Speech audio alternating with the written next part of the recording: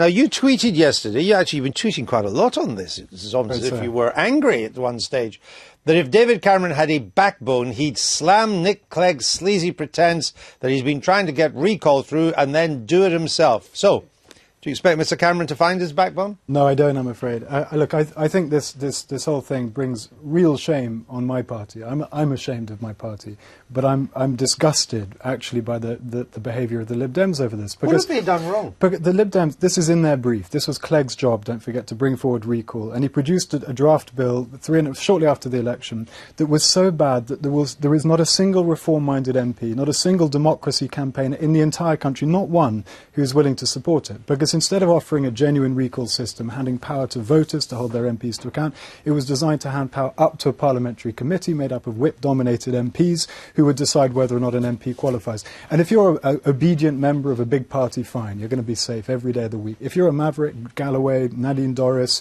myself, you could say, Caroline Lucas, you haven't got a hope in that. It was totally anti-democratic. It wasn't a small step towards recall, it was a big step backwards in terms of our democratic evolution. It was an appalling piece of legislation. I'm thrilled that that has been dropped. What I'm less thrilled about is that the principle itself has been dropped. This recall was the only promise we all made in the heat of the expenses scandal running up to the last election, the only reform proposal we made that would genuinely have empowered voters. Everything else was nonsense. This would have enabled voters to hold their MPs to account even in safe seats, and people knew that and they were looking forward to it. Could David Cameron not have rescued it?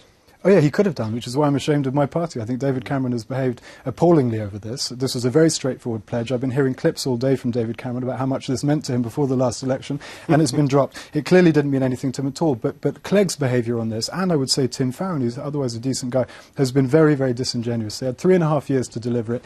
After all the criticism of the first draft bill, they haven't changed it at all. It was never going to get through Parliament. I would have voted against it, and this is one of my big issues in Parliament. I couldn't have supported that bill. It was never going to get through. He had an opportunity to come back with something proper. He chose not to. He kept talking about kangaroo courts, if you remember. By the way, the only court in a recall system is the constituency, so it's not a particularly nice way to refer to one's constituents. And he effectively has said that he's worried about, worried that genuine recall would make MPs vulnerable. In fact, he wrote to me this morning to make that point. Recall would make MPs vulnerable, which is why he hasn't supported it. Why instead he's supported this complete and utter nonsense bill that he put forward.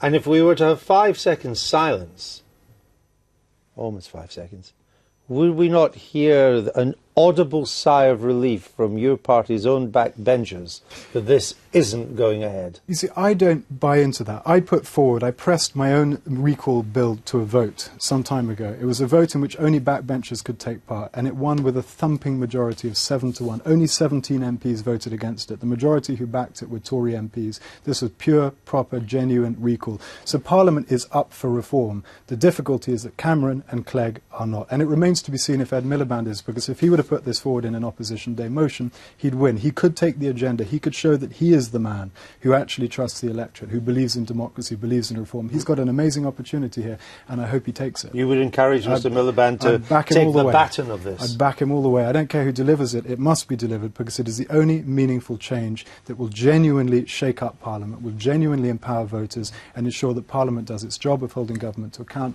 ensure that MPs are kept on their toes. It is crucial. And you don't think the mood on your party's backbenches has changed after the defenestration of Mr. Yeo and Miss McIntosh? I don't think that makes any difference at all. I mean, I don't know the details of their cases, but I know that if I was, I'm very lucky I get on with my association, but if they had chosen to deselect me last month when I went up for re-adoption, I would have been happy to go to the voters as a whole in Richmond. I'd have been happy to take part in an open primary and try my luck in a genuinely democratic forum. Recall is really, it's democracy. There's no other way to describe it. All arguments against recall effectively are arguments against democracy itself. And it's extraordinary, really. It is extraordinary, despite the noises we made about this issue before the election, that the party elites today believe that they can get away with breaking a promise on this scale, another promise on this scale. It's just extraordinary. Now, you've had an interesting conversation on Twitter with Tim Farron, the president of the Lib Dems, who's, I think, broadly on the same space as you on this issue. Is there any chance that the two of you can get together to put the show back on the road? Yeah, I'll work with anyone. My concern about Farron, I think he agrees with me on recall. He supported my bill, so I know he supports genuine recall.